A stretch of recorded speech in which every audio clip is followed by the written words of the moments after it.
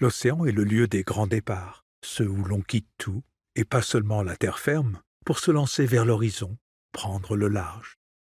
L'aventure, la belle et folle aventure, c'est celle que l'on vit en mer, quand on a largué les amarres, tourné le dos à toutes les immobilités qui nous clouent au sol.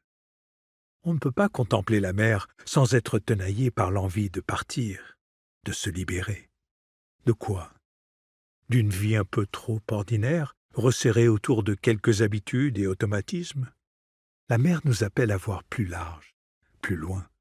Elle nous fait nous sentir un peu honteux de nos timidités et de nos espaces trop étroits. Elle nous parle d'horizons lointains et nous convie aussi à plus de légèreté.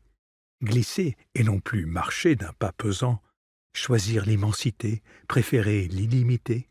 Le vaste, le majestueux océan invite à toutes les audaces. Partir, là-bas, au loin, pour y goûter l'inattendu, y découvrir l'inconnu. Car la mer garde ses secrets. Elle enferme dans ses profondeurs tout un monde que l'on ne voit pas. Toujours changeante, faite de mille et une vagues, elle est impossible à saisir, perpétuellement en mouvement, jamais la même, jamais monotone. Elle reste indomptée. La mer ne se laisse ni apprivoiser, ni coloniser. Elle n'admet pas qu'on l'habite. On n'y séjourne qu'avec modestie. On ne fait que passer en se coulant dans le rythme de ses flots, en obéissant à ses marées. Cela ne nous fait pas de mal de nous sentir ainsi tout petits, transportés par plus beau et plus fort que nous. Avec la mer, nous faisons un difficile mais salutaire apprentissage. Nous ne pouvons pas tout maîtriser ni programmer.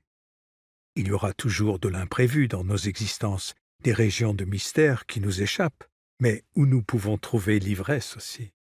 Après tout, qu'est-ce d'autre que vivre sinon improviser, plus dignement possible, en se laissant porter par une confiance, un optimisme inoxydable?